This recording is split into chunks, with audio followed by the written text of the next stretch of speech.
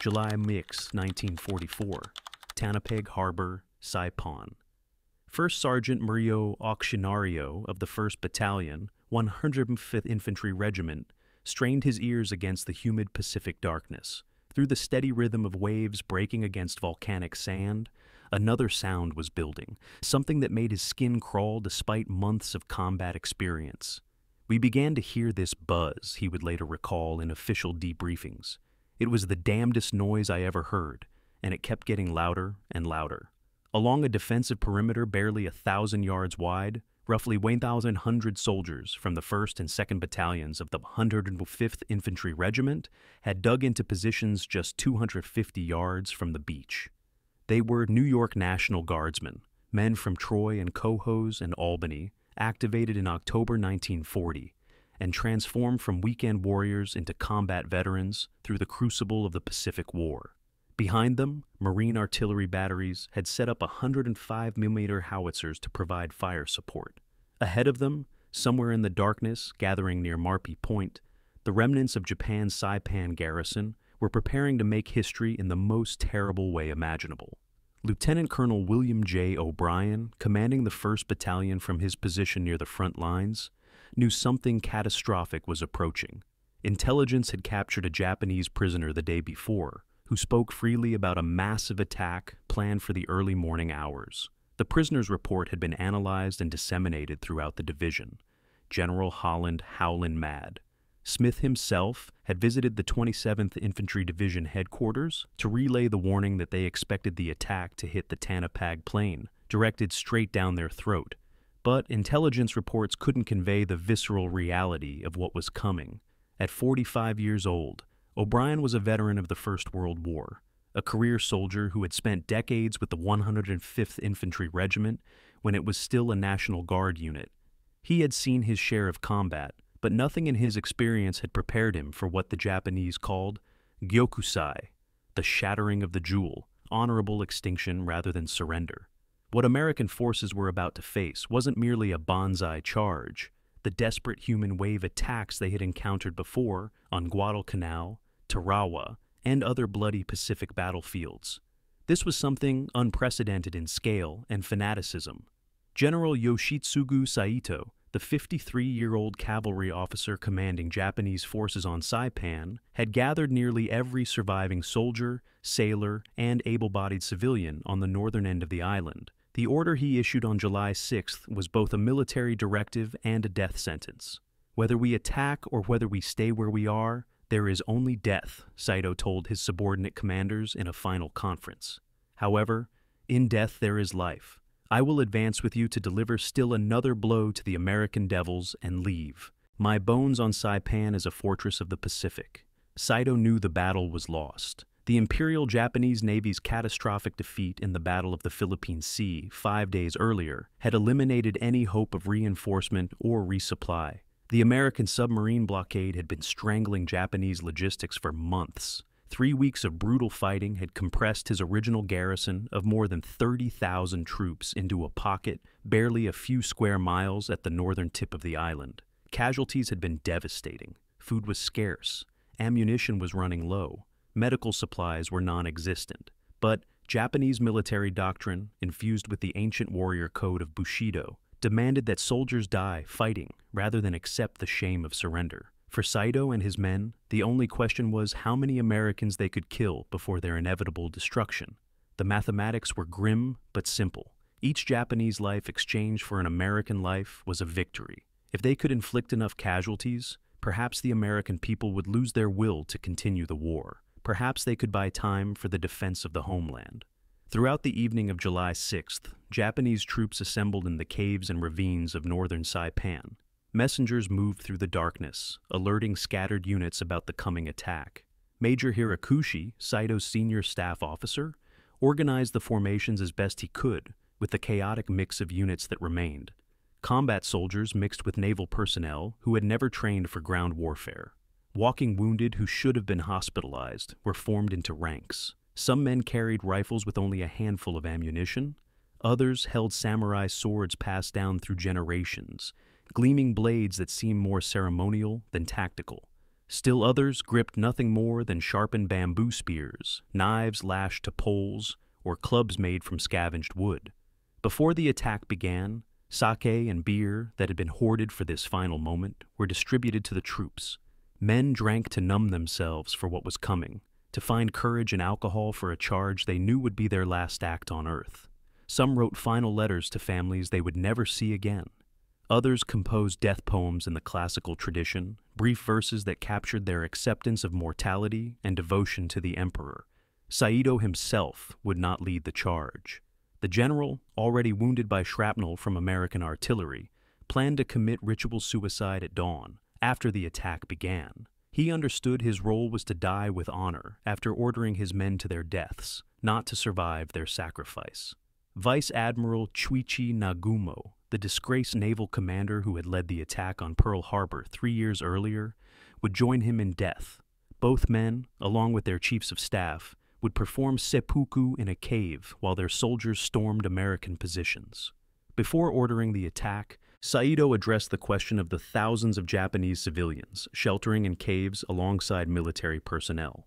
There is no longer any distinction between civilians and troops, he declared. It would be better for them to join in the attack with bamboo spears than be captured. This pronouncement would have horrific consequences in the days following the battle, but on the night of July 6th, military concerns dominated all thinking. The attack plan was straightforward because Japanese forces lacked the strength for tactical complexity.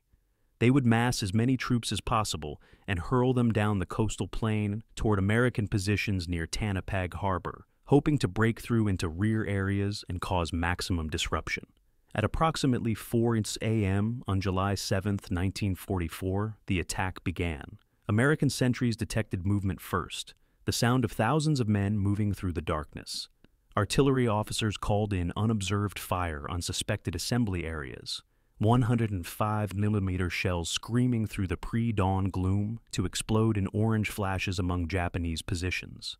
But the shells did nothing to stop what was coming. The human wave continued forward, growing louder and more distinct with each passing moment. Then, at 4:45 a.m., the main assault crashed into American lines.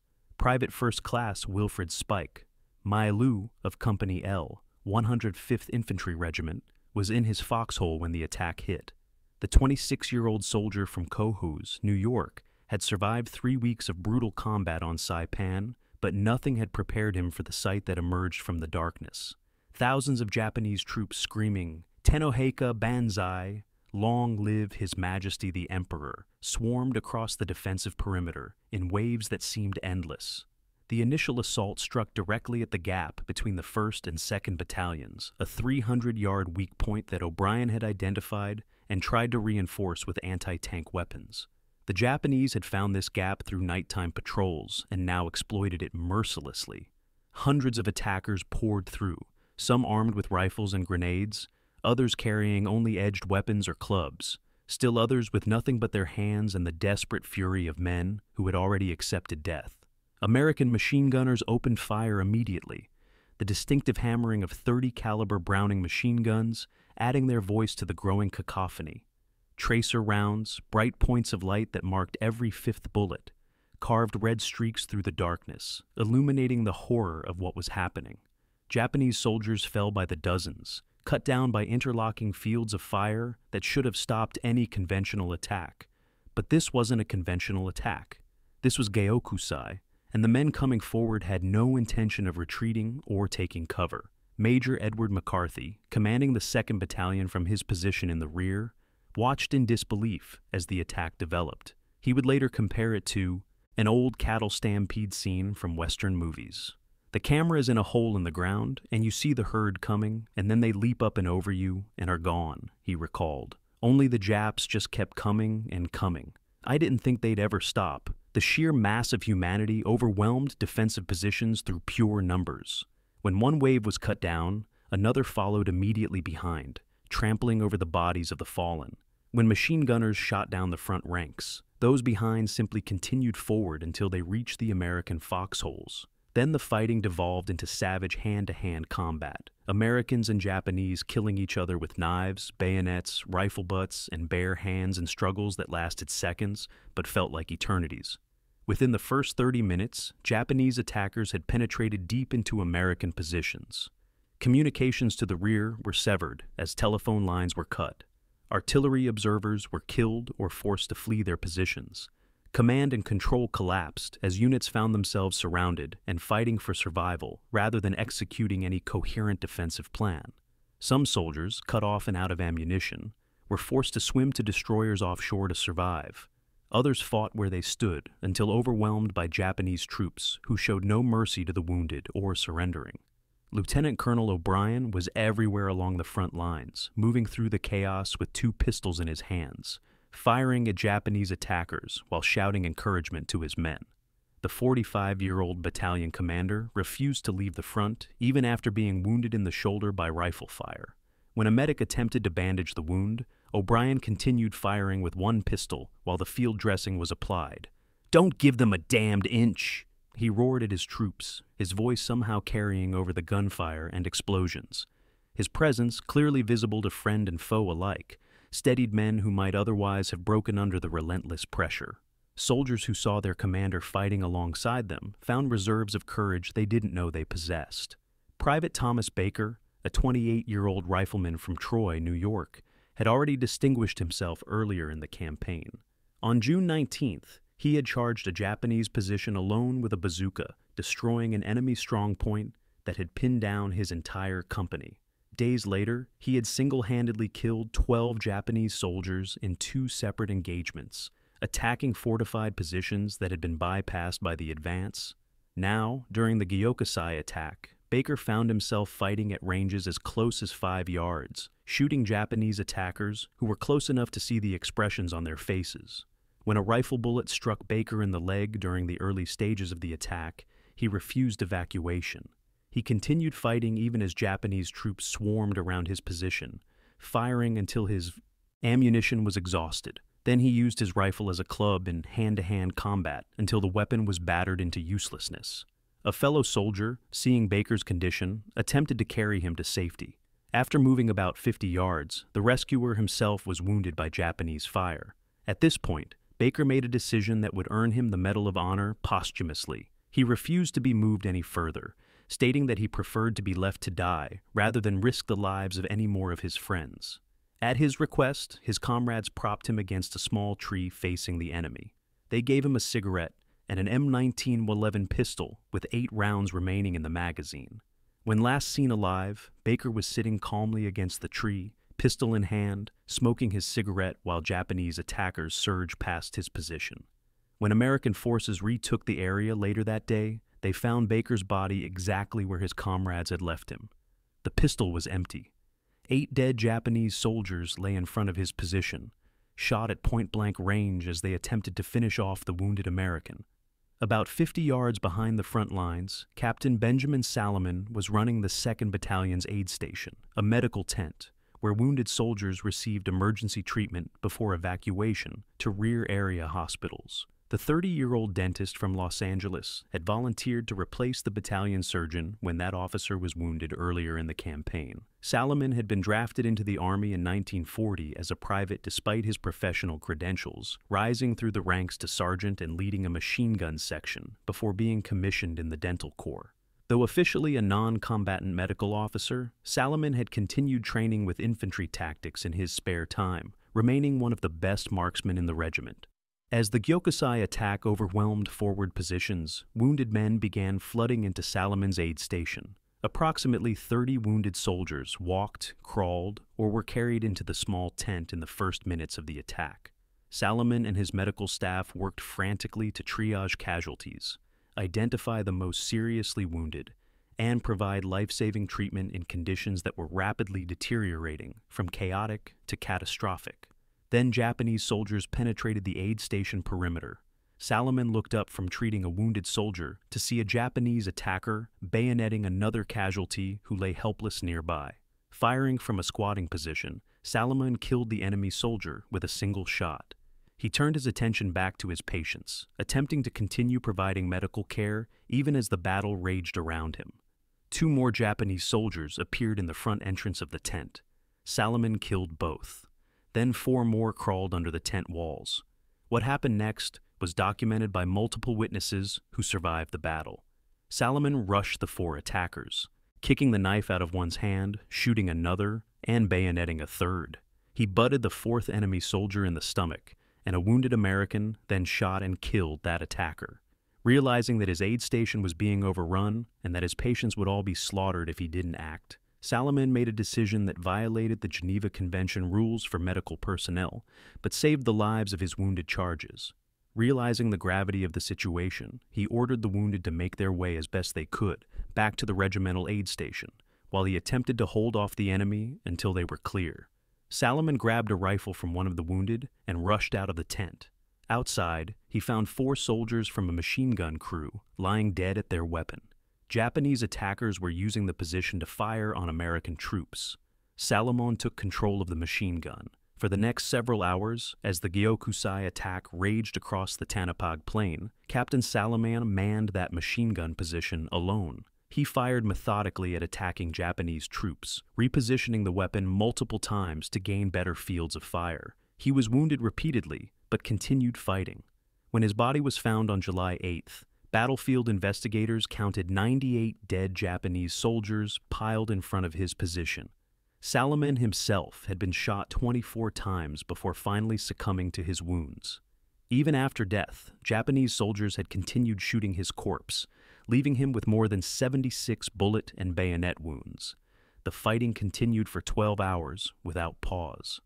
As dawn broke over Saipan, American reinforcements began arriving from other sectors. Marine artillery battalions, which had initially been positioned to support the next day's advance, redirected their fire to support the embattled 105th Infantry Regiment. The 105mm howitzers fired at point-blank range, literally looking down their barrels at attacking Japanese troops and firing canister rounds that transformed the artillery pieces into giant shotguns, each shell containing hundreds of steel pellets that scythed through human flesh like grain before a harvester. The Marines were firing their 105mm howitzers, line of sight, directly into the oncoming waves of Japanese troops, one Marine artilleryman later reported. But they still kept coming. When Japanese attackers reached the artillery positions, the Marines destroyed their guns and fell back, fighting with pistols, rifles, and anything else they could grab as weapons. By late morning, the momentum of the gyokusai attack had finally been broken. Japanese troops, exhausted and out of ammunition, could no longer sustain the assault. Small groups continued fighting in isolated pockets, but the main force had been destroyed. American units, battered and depleted but still functional, began the grim work of recovering their positions and counting their casualties. The statistics were staggering. The 1st and 2nd battalions of the 105th Infantry Regiment had suffered 406 men killed and 512 wounded out of approximately 1,100 soldiers engaged, a casualty rate approaching 85%. Some companies had been effectively annihilated. Lieutenant Colonel O'Brien was among the dead, killed while firing a .50 caliber machine gun mounted on a jeep after his pistols ran out of ammunition. He was last seen standing upright, firing into the Japanese hordes that were enveloping his position, refusing to retreat even as wounded men urged him to fall back. Japanese casualties were even more catastrophic. American forces counted 4,311 enemy dead in the immediate aftermath of the attack, including 2,295 in front of the 105th Infantry Regiment's positions and another 2,016 to the rear. Every Japanese soldier who participated in the gyokusai attack was killed. There were no wounded evacuated to Japanese aid stations because there were no Japanese aid stations. There were no prisoners taken because the attackers had no intention of surrendering. The aftermath of the attack was described by witnesses as resembling something from Dante's Inferno. The whole area seemed to be a mass of stinking bodies, spilled guts and brains. One war correspondent wrote, "Bodies lay in heaps, sometimes piled 3 or 4 deep, where machine gun fire had caught groups of attackers. The volcanic sand of the Tanapag Plain had been churned into mud by thousands of feet and soaked with blood. The sweet, sickly smell of death hung heavy in the humid Pacific air. Burial parties, wearing gas masks and gloves, spent days clearing the battlefield. They sprayed the corpses with milky-colored sodium arsenite solution to disinfect them and suppress the overpowering stench. then unceremoniously dumped the bodies into mass graves. Signs marked each mound of earth with numbers inscribed: 10 Japanese dead, 20 Japanese dead, 30 Japanese dead, and so on. Private Robert Cipher later wrote about the surreal quality of seeing these signs marking what had once been human beings, now reduced to nothing more than a logistical problem to be solved. For the American soldiers who survived the gyokusai attack, the experience was transformative. They had faced an enemy unlike any they had encountered before, an enemy who valued death more than life, who saw survival as shameful and extinction as honorable.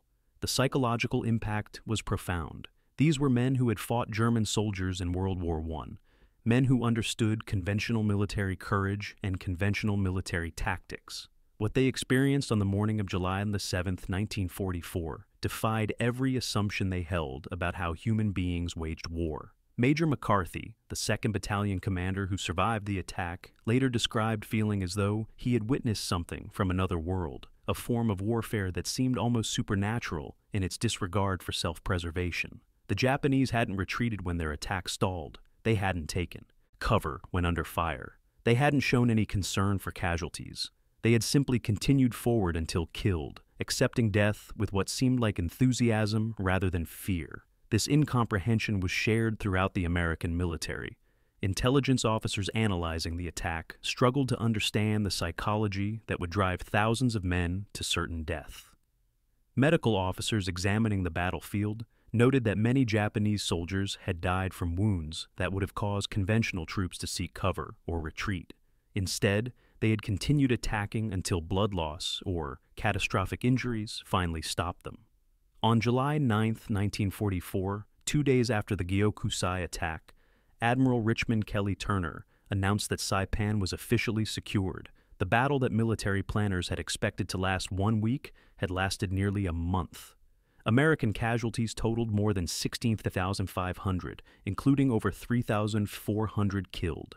Japanese military casualties exceeded 29,000, with fewer than 1,000 prisoners taken. The garrison had been effectively annihilated, but the horror wasn't over.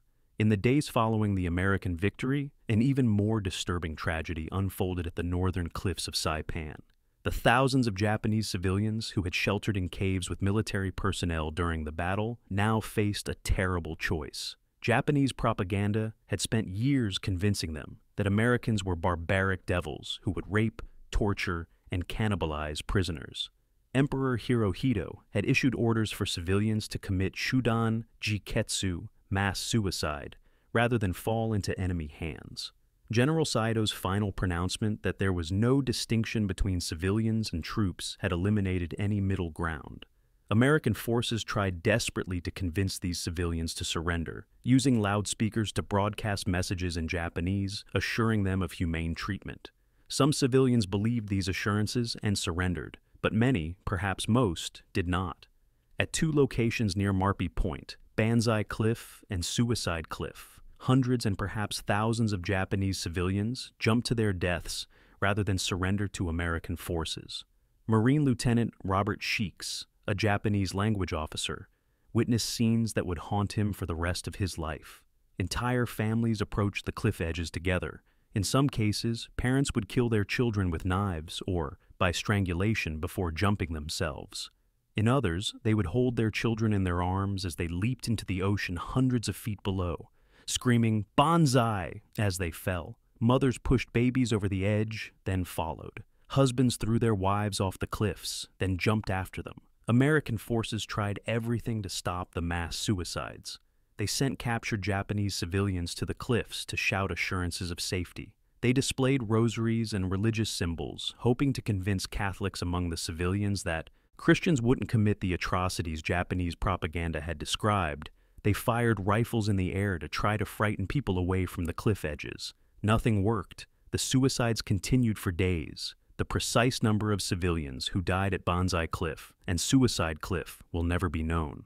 Estimates range from 800 to over 8,000, with most historians settling on figures between 1,000 and 2,000. Bodies littered the rocks below the cliffs and floated in the ocean for weeks after the battle.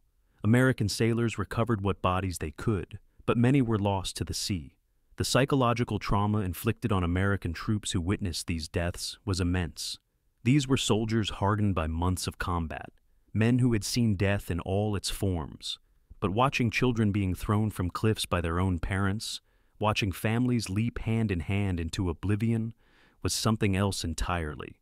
Guy Gabaldon, a Mexican-American Marine who had been raised by Japanese-American foster parents and spoke fluent Japanese, managed to prevent more than 1,000 Japanese soldiers and civilians from committing suicide by convincing them that surrender didn't mean torture and death. His efforts earned him the Navy Cross and demonstrated that when civilians could be reached with credible assurances of safety, they often chose life over death. But Gabaldon was one man in a vast chaos, and his successes, while significant, could not counteract the overwhelming tide of propaganda and fear that drove thousands to suicide. The Battle of Saipan, and particularly the gyokusai attack on July 7th, fundamentally changed American perceptions of the Pacific War. Before Saipan, American planners had hoped that demonstrating overwhelming military superiority might convince Japan to negotiate a surrender. After Saipan, they understood that the Japanese military and civilian population had been so thoroughly indoctrinated with Bushido ideology that conventional strategic calculations didn't apply. If Japanese forces would conduct suicidal Banzai charges when trapped, and if Japanese civilians would kill themselves and their children rather than surrender, what would an invasion of the Japanese home islands cost? The casualty projections for Operation Downfall, the planned invasion of Japan, were influenced heavily by the Saipan experience.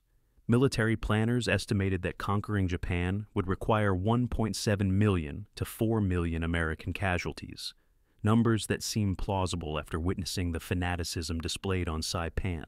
These projections played a significant role in President Harry Truman's decision to authorize the use of atomic bombs against Hiroshima and Nagasaki, weapons that killed hundreds of thousands but may have prevented millions of deaths in a conventional invasion. For the survivors of the 105th Infantry Regiment, the gyokusai attack became a defining moment that overshadowed all other combat experiences.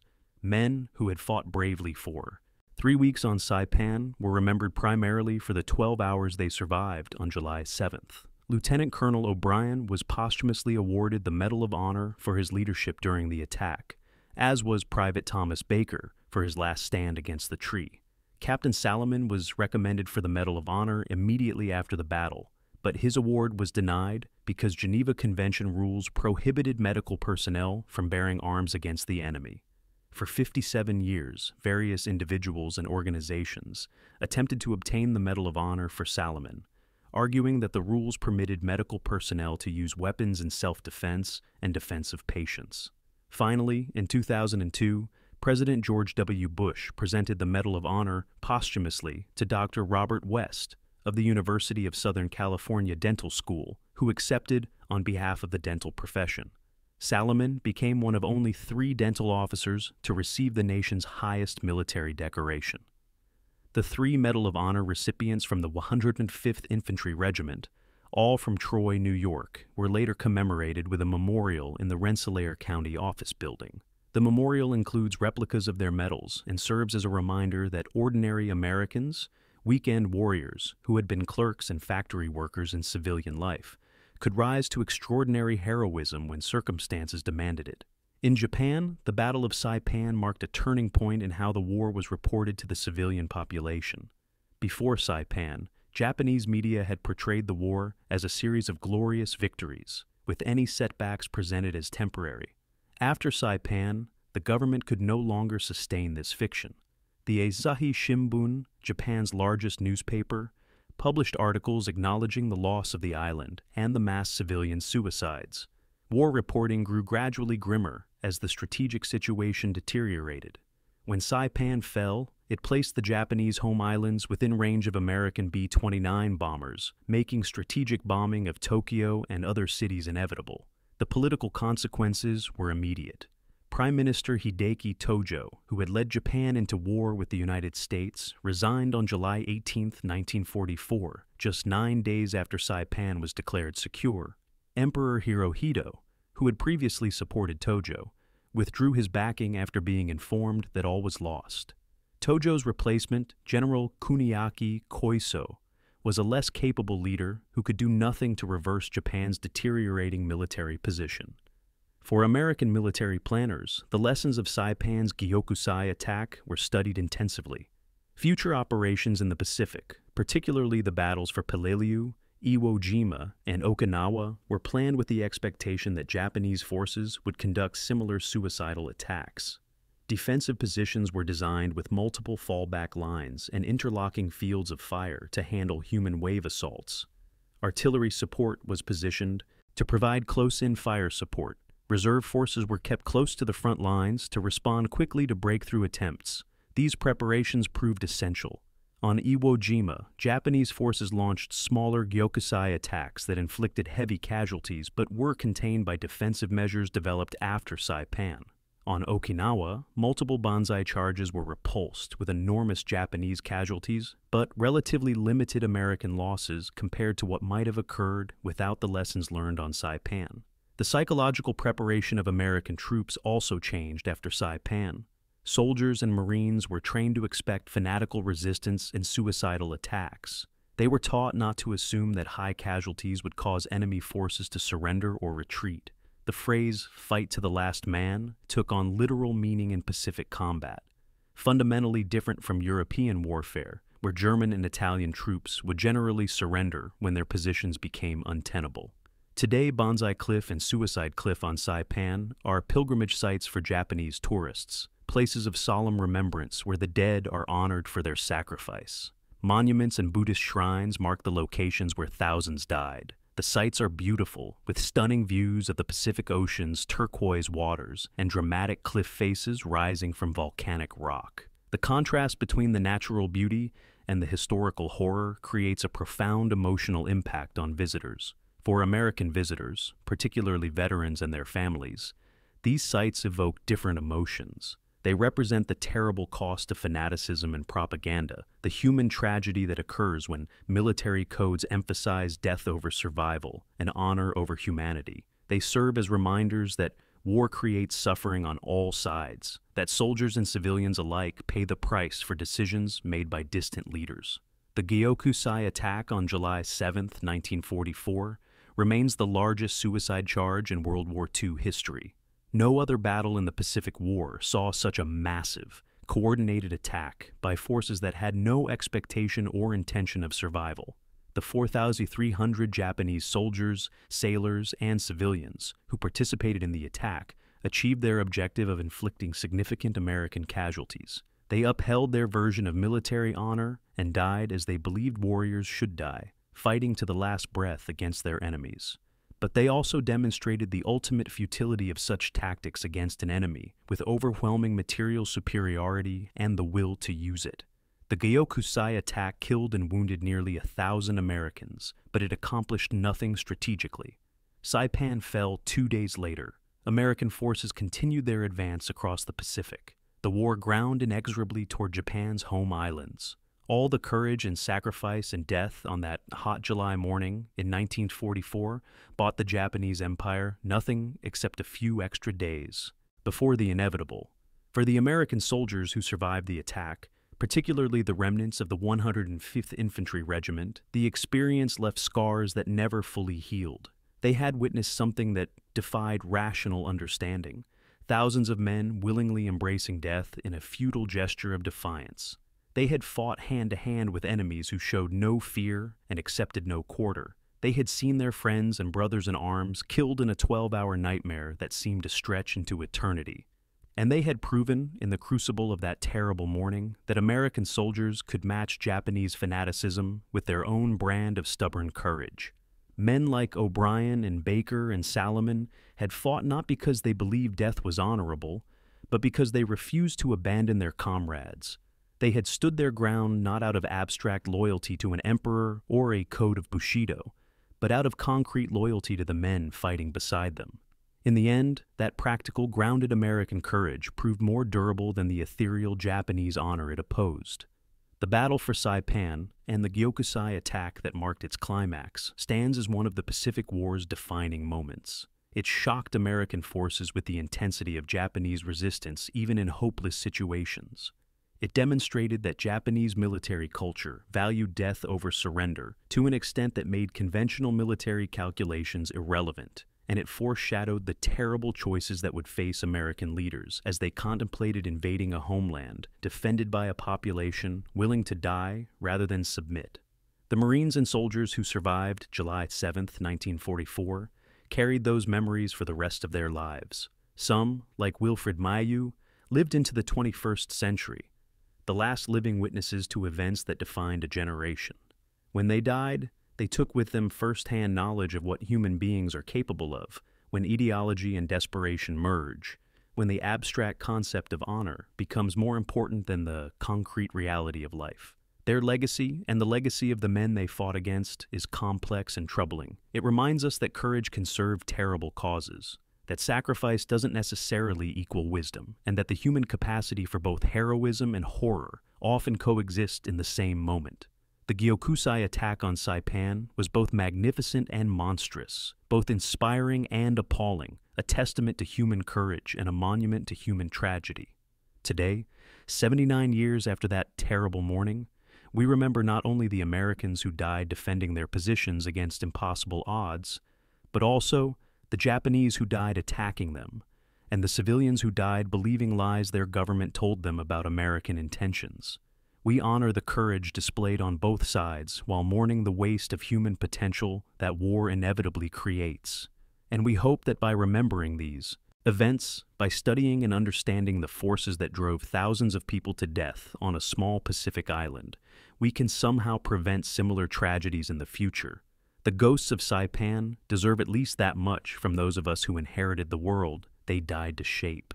If you found this deep dive into one of World War II's most shocking battles compelling, make sure to like this video and subscribe to our channel for more in-depth historical content. Hit that notification bell so you never miss our explorations of the moments that defined history, and let us know in the comments what other Pacific War battles you'd like us to cover in future episodes.